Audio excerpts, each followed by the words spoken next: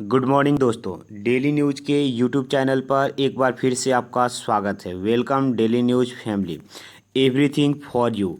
हम आज का करंट अफेयर आपके लिए लेकर आ गए हैं। दोस्तों आज का पहला क्वेश्चन है, हम अपने क्वेश्चन की तरफ चलते हैं। आज यानी 12 जुलाई 2020 का पहला क्वेश्चन है। विश्व जनसंख्या दिवस 2020 का थीम, यहाँ पर थीम हम लोग ने मेंशन कर दिया है, पुटिंग द ब्रेक्स ऑन कोविड-19 safeguarding the health and right of women and girl.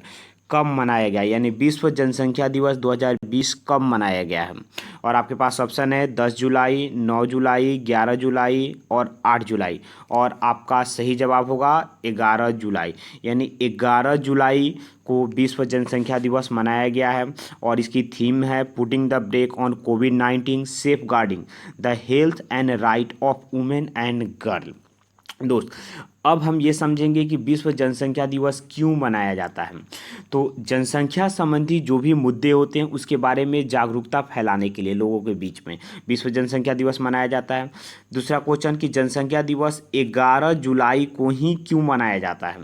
क्योंकि 11 जुलाई 1987 1987 11 जुलाई 1987 को दुनिया की आबादी 5 बिलियन हुई थी, ऐसा अनुमान किया था, इसीलिए इसी दिन से मनाया जाता है।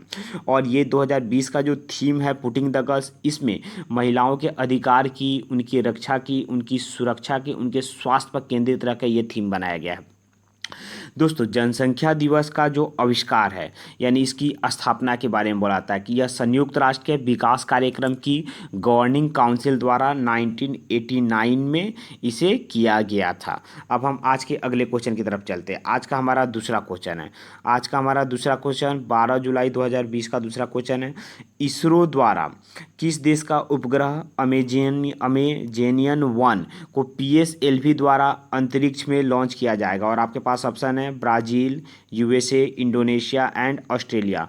और आपका सही जवाब होगा ब्राज़ील, यानी इसरो ने ब्राज़ील का उपग्रह अमेजेनियन 1 को पीएसएलवी के द्वारा लॉन्च किया गया। सबसे पहले इसरो का बात आया, तब इसरो का फुल फॉर्म जानते हैं। इसरो का फुल फॉर्म होता है इंडियन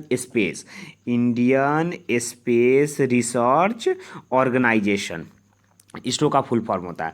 और पीएसएलवी आया, पीएसएलवी का क्या फुल फॉर्म होता है, तो पीएसएलवी का फुल फॉर्म होता है पोलर सैटेलाइट लॉन्च व्हीकल। यह थर्ड जनरेशन का लॉन्च व्हीकल है और ये लिक्विड पर आधारित रहता है।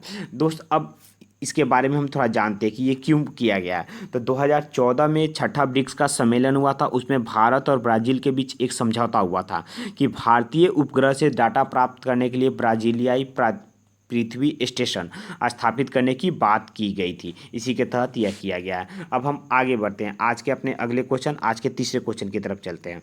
आज का तीसरा क्वेश्चन है इसरो यानी इंडियन स्पेस रिसर्च ऑर्गेनाइजेशन। दोस्तों हम यहाँ पर एक अलग क्वेश्चन इसलिए बनाए कि आप इस क्वेश्चन को गुरुत्व दें और इसको आसानी से अच्छे से समझें। बहुत ऐसे छोटे क्वेश्चन होते हैं, वनडे एग्जाम होते हैं, जिसमें इसरो का डायरेक्ट आपसे फुल फॉर्म ही पूछ लेता है। तो यहाँ पर इसरो का हम लोगों ने फुल फॉर्म मेंशन किया, इंडियन स्पेस रिसर्च ऑर्गेनाइजेशन। इसकी स्थापना से भी रिलेटेड क्वेश्चन पूछता है, तो इसकी स्थापना भी हमने मेंशन किया है 1969, 15 अगस्त 1969 को इसकी स्थापना हुई थी। इसका मुख्यालय कहाँ है, और आपके पास ऑप्शन है मुंबई, श्रीहरिकोटा, तिरुवनंतपुरम और बेंगलुरु। और आपका सही जवाब होगा बेंगलुरु। जी हाँ, इसरो का मुख्यालय बेंगलुरु में है। इसकी स्थापना 15 अगस्त 1969 को हुई थी। इसरो के हेड प्रेजेंट टाइम में इसरो के हेड हैं के शिवान, इसके हेड है, और इसका हेडक्वार्टर बेंगलुरु में है। तो इसरो से रिलेटेड ये आपको 4-5 फैक्ट हुआ, जिसको आप क्या करेंगे, याद करेंगे। इसको हो सके तो कॉपी में, नोटबुक में लिख कर रखें, 1-2 बार इसको रिवीजन करेंगे तो याद हो जाएगा। चलिए आगे बढ़ते हैं। आज के अपने अगले क्वेश्चन है, हमारा आज का चौथा क्वेश्चन। दोस्तों हम डेली आपके लिए महत्वपूर्ण क्वेश्चन का लेकर आते हैं, 10 क्वेश्चन लाते हैं, महत्वपूर्ण क्वेश्चन जो एग्जामिनेशन के दृष्टिकोण से महत्वपूर्ण है। और इस क्वेश्चन का पीडीएफ आपको हमारे टेलीग्राम ग्रुप पे मिल जाएगा, जिसका लिंक हमने अपने डिस्क्रिप्शन बॉक्स में दिया हुआ।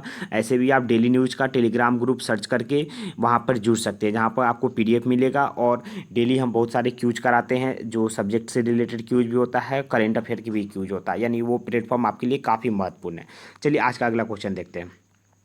फ्लिपकार्ट ने कला, शिल्प, हस्तकरघा क्षेत्रों को बढ़ावा देने के लिए किस सरकार के साथ समझौता किया। और आपके पास ऑप्शन है तमिलनाडु, कर्नाटका, आंध्र प्रदेश और उड़ीसा।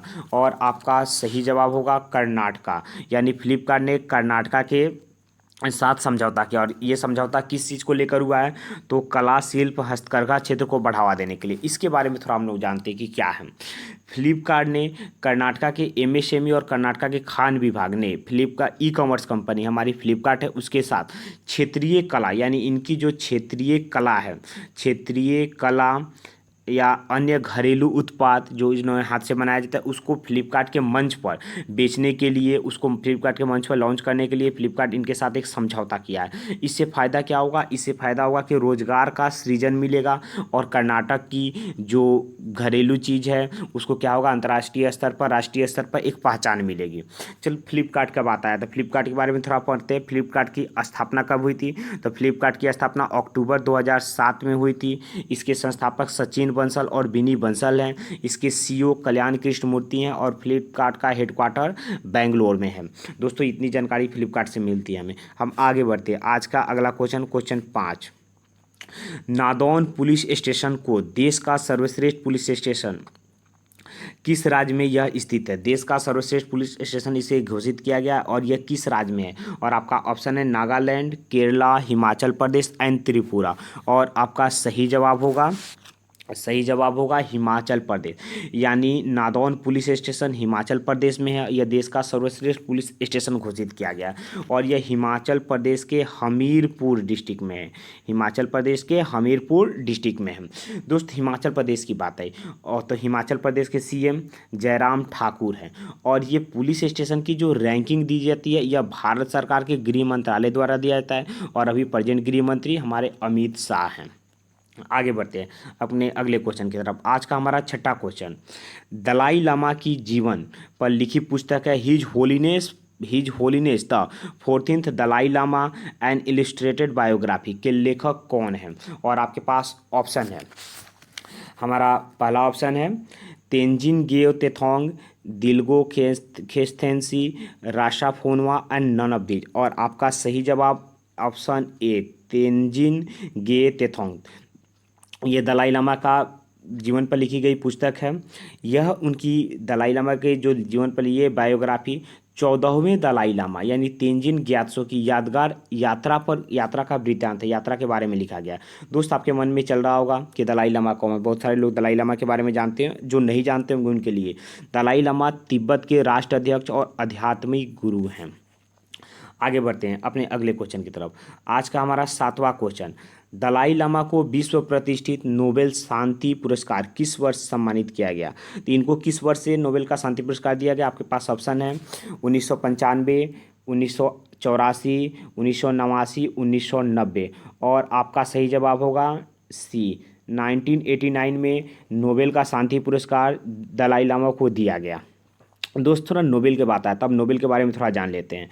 नोबेल पुरस्कार की शुरुआत 10 दिसंबर 1901 में हुई थी। इस पुरस्कार के तहत लगभग 4.5 करोड़ रुपए मिलते हैं और इसके साथ 23 कैरेट सोने का 6 सेंटीमीटर व्यास वाला 200 ग्राम का एक पदक भी मिलता है। दोस्त जब नोबेल की शुरुआत यानी 1901 में हुई थी उस समय सिर्फ 5 क्षेत्र में नोबेल मिलता था और वो क्षेत्र कौन था, फिजिक्स, केमिस्ट्री, चिकित्सा, साहित्य और शांति। इसी 5 क्षेत्र में नोबेल मिलता था। आगे बढ़ते हैं आज के अपने अगले क्वेश्चन। हमारा क्वेश्चन 8 है, किस कंपनी के द्वारा ट्रिपल वायरल सील टेक्नोलॉजी के साथ दुनिया के पहले रीयूजेबल पीपीई, ये आपका क्वेश्चन का मेन वर्ड है रीयूजेबल पीपीई और का किट को किसने लॉन्च किया। आपके पास ऑप्शन है Electronica India, Malcolm India limited, HLL यानी हिंदुस्तान लाइफ केयर लिमिटेड और लॉयल टेक्सटाइल मिल। और आपका सही जवाब होगा लॉयल टेक्सटाइल मिल ने रीयूजेबल पीपीई किट को लॉन्च किया है। अब थोड़ा पीपीई किट क्या होता है सबको पता होगा। अभी चारों तरफ वैश्विक महामारी चल रही है कोरोना वायरस जो एक दूसरे से फैलता है। तो जो लोग हमारे डॉक्टर कर्मी इलाज करते हैं तो उनको भी फैलने का खतरा रहता है, इसलिए उनके लिए एक स्पेशल डिजाइन का सूट तैयार किया जाता है जो आपको चित्र में दिखलाया गया। ये पीपीई किट है जिससे उनको रोका जाता है, कोरोना वायरस का फैलने का खतरा कम रहता है। तो ये रीयूजेबल है यानी इसको बार बार यूज किया जा सकता है इस किट को। इसका फुल फॉर्म होता है पर्सनल प्रोटेक्टिव इक्विपमेंट को लॉन्च किया गया। यह कंपनी जो लोयल टेक्सटाइल मिल है, यह सिर्फ पीपीई किट ही नहीं बल्कि रीयूजेबल मास्क भी बनाए हैं। इन्हें प्रोटेक्टिव फैशन वियर यानी फैशन वियर भी बनाया गया है। और ये किसके किसके साथ कोलैबोरेशन करके, इसने रिलायंस के साथ और HEIQ एक स्विट्जरलैंड की कंपनी है, दोनों के साथ कोलैबोरेशन करके इसको तैयार किया है। आगे बढ़ते हैं आज के अपने अगले क्वेश्चन की तरफ। आज का हमारा नौवां क्वेश्चन, रिसेंटली नवा क्वेश्चन, हाल ही में संयुक्त अरब अमीरात यानी UAE ने किस देश के साथ ओपन स्काई समझौता करने की इच्छा को व्यक्त किया? और आपके पास ऑप्शन है इंडिया, USA, रशिया और ऑस्ट्रेलिया। और आपका सही जवाब होगा इंडिया। जी हाँ, इंडिया और UAE दोनों ने आपस में ओपन स्काई समझौता किया। और इससे रिलेटेड अब थोड़ा बात है कि ओपन स्काई समझौता क्या है। ओपन स्काई समझौता यह एक द्विपक्षीय समझौता है, यानी दोनों देश के बीच में समझौता होता है। इस समझौता की तरफ अंतर्राष्ट्रीय जो यात्री, हमारे जो विमान एक देश से दूसरे देश में जाते हैं, उसमें अंतर्राष्ट्रीय यात्री कार्गो सेवा। दोस्तों, कार्गो सेवा के बारे में आपको बताते हैं। कार्गो सेवा क्या होता है? हम जब प्लेन से कोई वस्तु को भेजते हैं तो जिस जहाँ से रह के जाता उसको कार्गो बोला जाता है। कार्गो सेवा प्रदान करने हेतु अपनी अपनी एयरलाइंस पर अधिकार प्रदान करने के लिए आपस में बातचीत की कि हमारे एयरलाइन जो आपके यहाँ जाएंगे उसको क्या अधिकार मिलेगा, आपका एयरलाइन मेरे यहाँ आएगा उसको क्या अधिकार मिलेगा। इससे रिलेटेड ये ओपन स्काई जो एग्रीमेंट हुआ है, समझौता हुआ है, वो इसके अंतर्गत हुआ है। अब यूएई के प्रेसिडेंट शेख खलीफा बिन जायद अल नहयान है। ये यूएई के प्रेसिडेंट भी हैं और कमांडर इन चीफ भी हैं। आगे बढ़ते हैं अपने अगले क्वेश्चन की तरफ। आज का हमारा 10वां क्वेश्चन। दोस्तों, आपको पता है कि हम डेली 10 क्वेश्चन का सीरीज लेके आते हैं, यानी यह हमारा आज का आखिरी क्वेश्चन है। हम 10 डेली अच्छे क्वेश्चन लाते हैं जो आपको एग्जामिनेशन में काफ़ी मदद करते हैं। आगे बढ़ते हैं। हाल ही में किस राज्य सरकार ने चीनी उपकरण की डिवाइस का इस्तेमाल न करने की घोषणा की है? किस राज्य सरकार ने? आपके पास ऑप्शन है उत्तर प्रदेश, उत्तराखंड, मध्य प्रदेश और उड़ीसा। और आपका सही जवाब होगा उत्तराखंड, यानी उत्तराखंड ने चीनी डिवाइस न इस्तेमाल करने की घोषणा की है। उत्तराखंड के बारे में जानते हैं। उत्तराखंड के CM हैं त्रिवेंद्र सिंह रावत, उत्तराखंड के गवर्नर बेबी रानी मौर्य है। और यह जो कदम उठाया गया, यह आत्मनिर्भर भारत की ओर एक कदम है। इससे क्या फ़ायदा होगा? इससे लोकल प्रोडक्ट का फ़ायदा होगा कि हम लोकल प्रोडक्ट को यूज करेंगे, रोजगार का सृजन होगा और हमारे अर्थव्यवस्था के लिए काफ़ी महत्वपूर्ण होगा, यानी यह एक अच्छा कदम है। दोस्त, आज का करंट अफेयर यहीं पर ख़त्म होता है। Thank you for watching daily news देखने के लिए आपको एक बार फिर से धन्यवाद।